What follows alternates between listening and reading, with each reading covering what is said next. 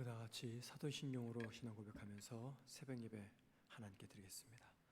전능하사 천지를 만드신 하나님 아버지를 내가 믿사오며 그 외아들 우리 주 예수 그리스도를 믿사오니 이는 성령으로 잉태하사 동정녀 마리아에게 나시고 본디오 빌라도에게 고난을 받으사 십자가에 못 박혀 죽으시고 장사한 지 사흘 만에 죽은 자 가운데서 다시 살아나시며 하늘에 오르사 전능하신 하나님 우편에 앉아 계시다가 저리로서 산자와 죽은 자를 심판으로 오시리라.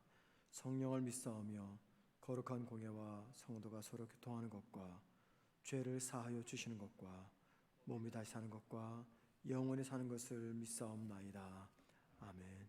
찬송가 36장 찬양하겠습니다. 36장입니다. 찬송가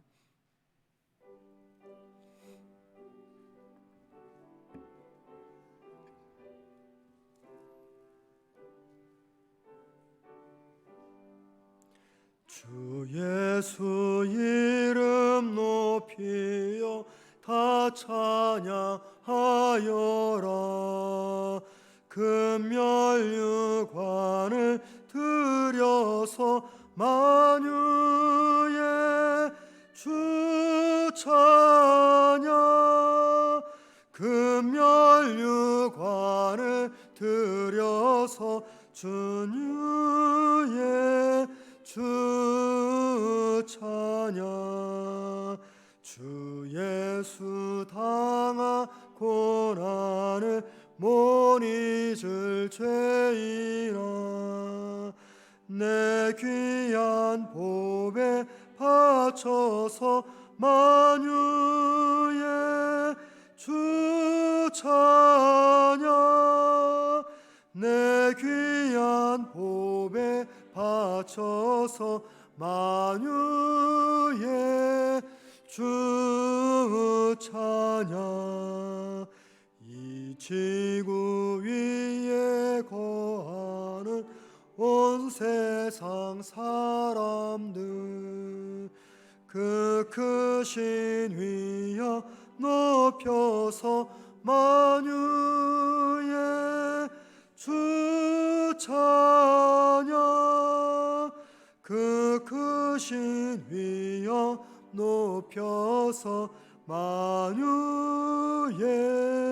주 찬양. 주 믿는 성도 다 함께 주 앞에 엎드려 무궁한 노래 불러서 만유의 주 찬양. 무궁한 노래 불러서 만유의 주 찬양. 아멘. 말씀 보겠습니다. 이사야서 66장 15절에서 마지막 24절까지입니다.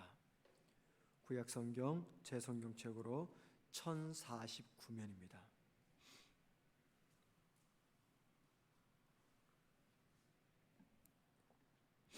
이사야서 66장 15절에서 24절까지 제가 혼자 읽도록 하겠습니다. 보라, 여호와께서 불에 둘러싸여 강림하시리니 그의 수레들은 회오리 바람 같으리로다. 그가 혁혁한 위세로 노여움을 나타내시며 맹렬한 화염으로 책망하실 것이라. 여호와께서 불과 칼로 모든 혈육에게 심판을 베푸신즉 여호와께 죽임 당할 자가 많으리니 스스로 거룩하게 구별하며 스스로 정결하게 하고 동산에 들어가서 그 가운데 있는 자를 따라 돼지 고기와 가증한 물건과 쥐를 먹는 자가 다 함께 망하리라. 여호와의 말씀이니라. 내가 그들의 행위와 사상을 아노라.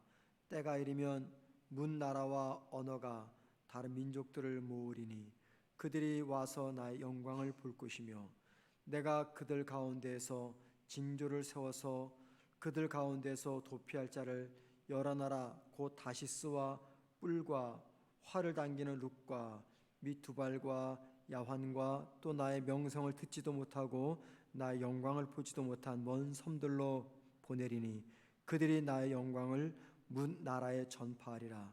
나 여호와가 말하노라.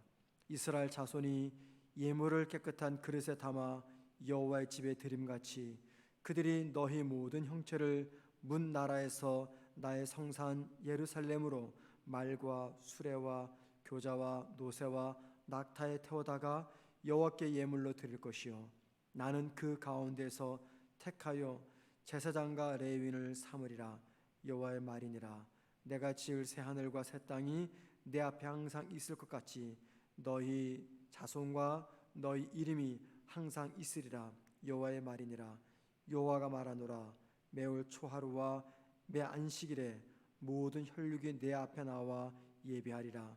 그들이 나가서 내게 패역한 자들의 시체들을 볼 것이라. 그 벌레가 죽지 아니하며 그 불이 꺼지지 아니하여 모든 혈육에게 가증함이 되리라. 아멘. 오늘 본문은 이사야서의 마지막 부분입니다. 오늘 이사야서 마지막 말씀에서 하나님을 이중적인 하나님으로 묘사하고 있습니다. 이사야서 전체는 이스라엘과 또 이스라엘이 피하려고 했던 여러 이방 민족을 향한 하나님의 심판의 메시지입니다. 그 심판의 메시지로서 오늘 결론 부분은 어떤 이야기로 끝을 맺는가라는 것 굉장히 중요한 의미를 전해준 말씀이라고 생각합니다. 먼저 15절과 17절에서는요 하나님의 이중적인 모습 속에서 첫 번째 모습을 소개하는데 심판하시는 하나님의 모습을 강조합니다. 15절과 17절 말씀은 심판하시는 하나님, 그리고 그 심판의 대상은 이스라엘뿐만이 아니라 이방인들까지도 포함된다고 말합니다. 15절에서 심판하기 위해서 이 땅에 오시는 하나님을 묘사할 때 불과 회오리 바람과 그리고 화염으로 오시는 분이라고 말합니다. 여기 불, 회오리 바람, 화염 이 세 가지 모두는 다 하나님의 임재를 상징하는 것들입니다. 동시에 이 세 가지는 어떤 물체를 태우고 바람에 날려 버리는 것들로서 이 땅을 심판하시는 하나님의 심판의 모습을 소개하고 있습니다. 그러니까는 하나님 이 땅에 오시는데 심판주로 오신다 그 말씀을 하고 있는 것이죠. 그리고 17절 말씀 보면은 하나님이 심판하실 대상자는 왜 하나님의 심판을 받느냐면 우상을 섬기고 거룩하지 않고 정결하지 않고 마침내 회개하지 않기 때문이다 라고 말합니다. 하나님은 처음부터 심판하지 않습니다. 하나님은 심판 전에 반드시 사람을 보내서 하나님께로 돌아오라고 권면합니다. 그 사람들이 구약에서는 선지자죠. 이사야도 마찬가지입니다. 이사야도 선지자입니다. 이사야를 통해서 하나님께로 돌아오라고 회개하라고 하나님께서 계속해서 기회를 주십니다. 그런데 끝내 돌이키지 않는 자들에게는 하나님이 무서운 심판과 형벌을 내리겠다라고 말씀하시는 것이 오늘 15절과 17절의 말씀입니다. 자, 본문이 보여주는 하나님의 두 번째 모습은요, 구원을 베푸시는 하나님입니다. 구원을 베푸시는 하나님. 18절과 19절 말씀 보면 하나님은 이스라엘이 아니라 이방인들까지도 당신의 품으로 품겠다라고 말씀하십니다. 그리고 그들을 개종을 시킵니다. 이방인은 하나님을 믿는 사람들이 아니에요. 그런데 하나님이 그들을 불러서 하나님을 믿도록 하나님께로 돌아오도록 하나님께서 개종시키겠다 말씀하십니다. 즉 하나님을 믿는 신앙인으로 내가 삼겠다 말씀하십니다. 그리고 그렇게 하나님께로 돌아온 이방인들을 통해서 아직까지 하나님을 믿지 않는 다른 이방인들에게도 하나님을 전하도록 하겠다 말씀하십니다. 자, 그리고 그 결과 수많은 이방인들이 하나님을 예배하기 위해서 이제 성산, 즉 예루살렘을 말하죠. 성전이 있는 예루살렘으로 돌아오도록 하겠다 말씀하십니다. 자, 그렇게 되면 어떤 결과가 펼쳐집니까? 이스라엘과 이방인들 사이에 민족과 혈통적 경계가 허물어집니다. 지금까지 이스라엘 사람들을 구별할 때는 이방인 그리고 이스라엘 이렇게 경계를 나눴어요. 그런데 하나님께서 이방인들을 다 불러서 예루살렘에서 예배하게 하심으로 이스라엘 사람들이 세워놓았던 민족적, 인종적 경계가 허물어지면서 모두가 다 하나님을 믿는 한 신앙 공동체, 하나님의 백성이 되게 할 것이다 라는 것을 지금 오늘 말씀에서 약속하고 있습니다. 19절 말씀 보면은요, 하나님을 믿는 신앙을 가진 이방인들이, 하나님께로 돌아왔던 그 이방인들이 다시 이방 세계로 가게 된다라고 말합니다. 왜 이방 세계로 갑니까? 이방인들이 하나님을 전하기 위해서입니다. 그래서 19절 보면은 다시스로 갑니다. 이 다시스는 지금의 스페인입니다. 고대 시대에는 이 다시스가 세계의 끝이었습니다. 그 스페인으로 갈 것이다. 또 뿔이라는 곳으로 갑니다. 이 뿔은 북아프리카를 말합니다. 또 활을 당기는 룻으로 가겠다. 활을 당기는 룻이란 지금으로 말하면 터키의 서남쪽을 이야기합니다. 또 야윈을 가겠다. 야윈은 지금의 그리스 섬들입니다. 즉 하나님께서 부르신 이방인들이 하나님을 전하는 전도자가 되어서 또 다른 이방 세계로 가서 하나님을 전할 것이다 라는 말씀을 하고 있는 것이죠. 이 외에도 하나님을 믿는 이방인들이 여러 나라로 가서 이방인들에게 하나님을 전할 것이다 라고 약속하십니다. 이것은 하나님을 믿는 신앙이 이스라엘뿐만이 아니라 전 세계까지 전해질 것이라는 하나님의 예언입니다. 그리고 여러분, 우리가 너무나 잘 아는 대로 이미 이 예언은 성취가 되었죠. 그래서 지금은 이스라엘뿐만이 아니라 시간이 흘러가면서 전 세계가 그리스도를 섬기며 하나님을 예배하는 예배 공동체가 된 것입니다. 그리고 그 결과가 바로 저와 여러분이죠. 하나님을 알지 못했던 이 조선 땅에 하나님을 전하는 이방인들 선교사가 찾아온 거죠. 이스라엘 사람들이 아닙니다. 다른 나라 사람들이 찾아와서 하나님을 몰랐던 이 민족에게 복음을 전했고 우리가 복음을 들어 하나님의 백성이 되었습니다. 그걸로 끝났습니까? 우리가 수많은 나라에다가 세계에서 두 번째로 많은 선교사를 파송하는 선교국이 되었어요.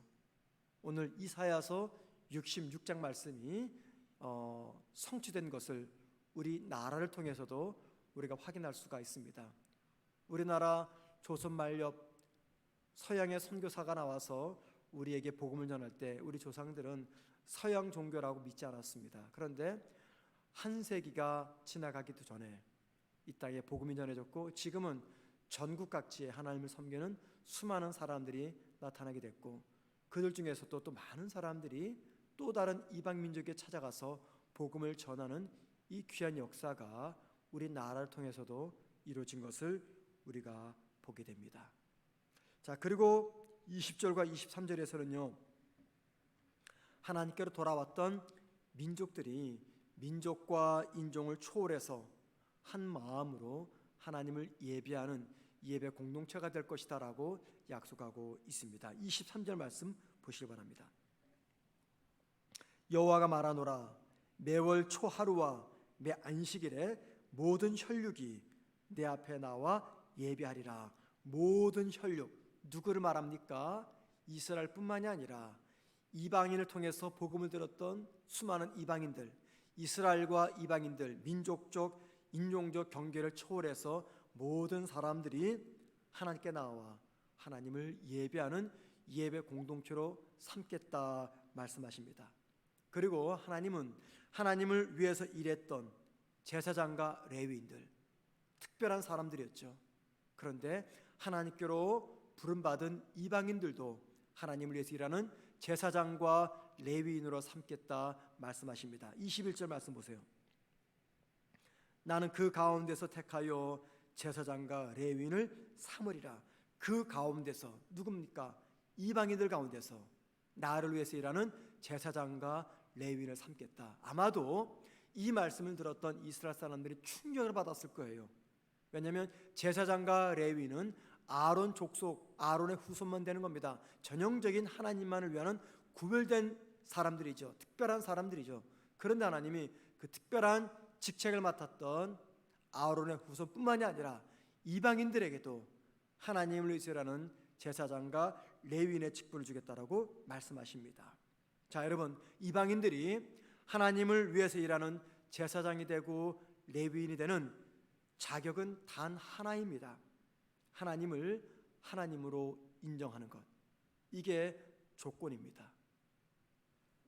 이사야서는 하나님을 신뢰하지 못했던 이스라엘과 이스라엘을 침략했던 적들을 향한 심판의 메시지로 시작이 되었습니다. 그런데 결론은 심판이 아니라 회복이며 예배입니다. 이사야서 말씀에는 하나님의 심판에 관한 말씀으로 가득 채워 있습니다. 그런데 결론은 혈통과 지역의 경계를 뛰어넘어서 이스라엘뿐만이 아니라 모든 민족들이 하나님을 믿는 신앙인이 되며 하나님을 예배하는 하나님의 예배자가 될 것이며 하나님을 위해서 일하는 하나님의 제사장 레위인이 될 것이다 라는 것이 이사야서의 결론입니다. 그래서 여러분, 오늘 말씀이 강조하는 하나님은 심판의 하나님만이 아니라 우리를 구원하시는 구원주가 되심을 함께 강조합니다. 그리고 하나님을 위해서 일하는 하나님의 사역자로 세우시는 하나님의 모습을 강조합니다. 그래서 오늘 말씀을 통해서 우리는 하나님의 두 가지 속성을 보게 되죠. 첫째는 하나님의 심판은, 하나님이 심판한다 말씀하셨잖아요. 그 하나님의 심판은 하나님의 정의에 입각한 심판이다. 그래서 심판하시는 하나님은 다른 말로 말하면 정의의 하나님. 오늘 본문은 하나님은 정의의 하나님을 보여줍니다. 하나님은 당신의 정의에 입각해서 사람들을 심판하십니다. 동시에 두 번째 하나님의 속성은요, 사랑의 하나님입니다. 하나님은 당신의 사랑에 입각해서 정의로서 우리를 대하십니다. 하나님의 정의는요, 하나님의 사랑 위에 세워진 정의입니다. 만약에 하나님이 정의로만 저와 여러분을 대한다면 우리 모두는 심판의 대상이죠.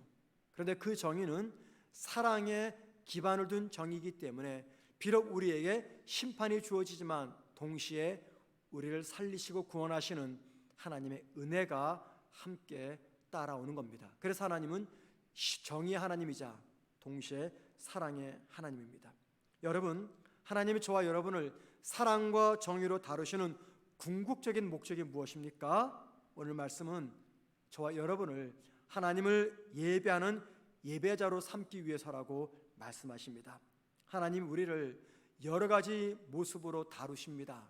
때로는 고난 속에 집어넣고요, 때로는 아픔 속에 집어넣고, 때로 여러 가지 실패와 실수를 경험하게 하십니다.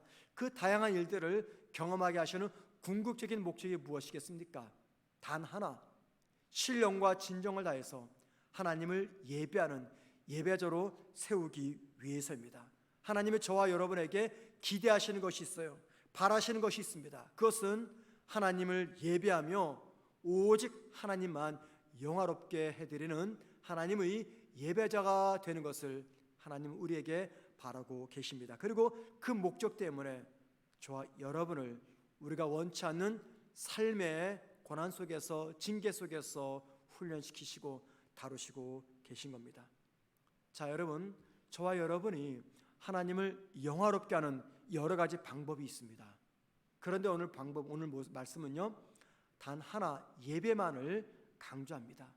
자, 여러분, 우리가 예배를 통해서 하나님을 영화롭게 한다, 그 말은 예배당에 와서 사도신경부터 축도에 이르기까지 순서에 따라 드리는 이 예배만을 의미하지 않습니다. 우리는 흔히 삶 전체를 예배라고 이야기합니다. 삶 전체가 예배입니다. 그래서 우리가 참된 예배는 이 예배를 마치고 예배당을 떠나는 순간부터 우리의 예배는 시작이 되는 거죠. 예배를 마쳤습니다가 아니라 이제 우리의 예배는 시작이 됩니다 라고 말하는 것이 옳습니다. 왜냐하면 삶 전체가 예배이기 때문입니다.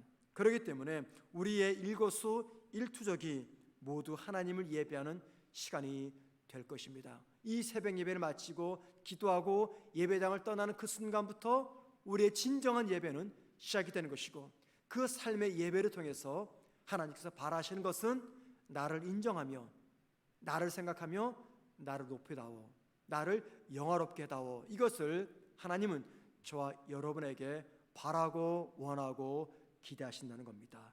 여러분, 오늘도 하나님이 이 말씀을 통해서 나에게 무엇을 원하시는지 한번 생각해 보십시다. 오늘 하루 살아가면서 많은 일들을 하게 될 것입니다. 가정에서, 일터에서 많은 사람들을 만나게 될 겁니다. 가족을 만나고, 직장 동료를 만나고, 친구를 만나고, 이웃을 만나고, 많은 일터, 많은 일, 많은 사람들을 만나는 가운데 우리의 언어, 우리의 손과 발을 통해서 하나님은 영광 받기를 원하십니다. 바로 그것이 우리의 살아있는 신령과 진정을 당하는 예배라는 것이죠. 하나님은 내 삶의 환경이 어떠하든지 하나님만을 높이며 하나님께 영광을 돌리는 하나님의 예배자가 되기를 우리 모두를 향해서 그 마음을 품고 계십니다. 오늘 하루 하나님을 영원롭게 하기 위해서 하나님만을 예배하며 하나님을 높이는 그런 삶을 살아가는 저와 여러분 되기를 주님의 이름으로 부탁을 드립니다. 기도하겠습니다. 하나님, 이사야서 말씀이 처음 시작될 때는 참 여러 가지 분위기가 암울하고 어두웠지만 마지막 결론 부분은 하나님이 결국은 이 땅을 살리시고 구원하시고 구원시킨 백성을 통해서 예배를 받으신다는 이 말씀으로 끝남을 우리가 기억하게 하옵소서. 비록 내가 지금 징계를 당하고 고난과 아픔과 시련 속에 있다 할지라도 그 가운데서 내가 하나님을 참되게 예배하는 예배자가 되어서 나오게 하는 거기에 하나님의 의도와 목적이 있음을 기억하며 내 삶의 환경이 어떠하든지 오직 한 분 하나님만을 예배하며 하나님만을 높이며 하나님만을 존귀하게 하는 우리의 삶이 되게 하옵소서. 오늘도 예배당에서 새벽 기도회를 드립니다. 이 모든 순서가 마치고 예배당을 떠나는 순간 참된 예배자가 되어서 나의 말과 손과 발로서 하나님을 영화롭게 되는 우리 모든 성도들 되게 하옵소서. 내 삶의 터전이, 우리의 가정이, 나의 일터가 하나님을 예배하는 예배의 자리임을 기억하면서 하나님 한 분만을 생각하며 주님과 동행하며 하나님만을 높이는 우리 모두가 되게 하옵소서. 하나님, 오늘도 무더위와 코로나의 위험 속에서 우리 모든 성도들이 살아갑니다. 아버지, 저희들을 불쌍히 여겨주셔서 은혜와 긍휼을 베풀어 주옵소서. 단 한 분도 코로나에 감염되지 않도록 특별하신 은혜를 베풀어 주시옵시고 이 나라 이 모든 국민들을 주의 손으로 붙잡으시며 위로하시며 확진자 숫자가 급감할 수 있도록 주여 도와 주옵소서. 백신 접종을 합니다. 우리 성도들 가운데 접종하고 힘들고 어렵지 않도록 건강을 지켜 주옵소서. 여러 가지 경제적인 어려운 상황 속에서 오늘을 살아가야 될 성도들이 있습니다. 아버지 하나님, 어떻게 살아갈까, 무엇할까 근심하며 주님을 바라보며 은혜를 구하는 성도들에게 아버지 하나님, 하늘의 문을 여시고 필요한 것들을 채워주시며 건강의 회복을 주시며 마음의 평안을 허락하여 주옵소서. 자녀들의 앞날을 복되게 하시며 우리 가정과 나 일터를 주님 축복하여 주옵소서. 우리 교회를 통해서 영광 받으시며 온 성도가 하나님 한 분만을 높이는 삶의 자리를 지켜내게 하옵소서. 모든 말씀을 예수님의 이름으로 기도드립니다. 아멘. 하늘에 계신 우리 아버지여, 이름이 거룩히 여김을 받으시오며 나라가 임하옵시며 뜻이 하늘에서 이루어진 것 같이 땅에서도 이루어지리다. 오늘날 우리에게 일용할 양식을 주옵시고 우리가 우리에게 죄 지은 자를 사하여 준 것 같이 우리 죄를 사하여 주옵시며 우리를 시험에 들게 하지 마옵시고 다만 악에서 구하옵소서. 대개 나라와 권세와 영광이 아버지께 영원히 싸움나이다. 아멘. 기도하시겠습니다. 기도하실 때 오늘 하루 오직 하나님 한 분에게만 영광을 올려드리는 삶을 살게 하옵소서. 나의 삶의 모든 순간이 하나님을 예배하는 삶이 되게 하옵소서. 기도하시고요. 두 번째, 급증하는 코로나 감염으로부터 인해서 힘든 상황과 어려움에 놓여 있는 우리 모든 국민들과 우리 성도들을 지켜달라고 기도하십시다. 마지막 세 번째, 코로나로 인해서 우리 주일학교 학생들의 믿음이 많이 약해집니다. 하나님, 코로나로 인해서 우리 교회 주일학교 학생들 믿음이 약해지지 않도록 도와주옵소서. 기도하신 다음에 각자 개인 기도하시고요. 에어컨은 한 10분만 있다가 꺼주시기 바랍니다. 우리 다 같이 함께 간절한 마음으로 개인 기도하시다가 개인 기도하시고 자유롭게 돌아가시겠습니다. 기도하겠습니다. 하나님 아버지, 오늘도 저희들이 하나님께 기도하는 자리로 나올 수 있도록 불러주시니 감사합니다. 아버지, 하나님께서 우리를 바라보시며 품고 계신 한 가지 소망, 나를 위한 예배자가 되다오 말씀하시는 오늘의 말씀을 기억하면서 우리 삶 속에서 오직 하나님만을 높이는 참된 예배자가 되게 하옵소서. 무엇을 하든지 누구를 만나든지 하나님, 내 삶의 그 자리가 하나님을 예배하는 자리임을 알게 하옵소서. 주님, 잊지 않게 하옵시고 그래서 오직 하나님께만은 영광을 올려드리는 우리 모든 성도들 되게 하옵소서. 아버지, 급증하는 코로나 감염으로부터 이 땅의 국민들과 우리 성도들을 보호하여 주옵소서. 특별히 이 코로나 감염 때문에 온 국민이 힘든 상황 속에 놓여 있습니다. 우리 성도들이 힘든 시간을 지나가고 있습니다. 하나님, 도와주옵소서. 잘 견디게 하시며 잘 이겨내게 하옵소서. 주님 속히 고난과 혼란이 지나가게 하옵시며 자영업을 하신 우리 모든 성도들, 이 땅의 국민들을 아버지 불쌍히 여겨 주시옵소서. 아버지, 도와주옵소서. 우리에게 긍휼을 베풀어 주옵소서. 사랑하는 주님, 코로나로 인해서 우리 장면들뿐만이 아니라 주일학교 학생들의 믿음이 많이 약해집니다. 주님 도와주시옵소서.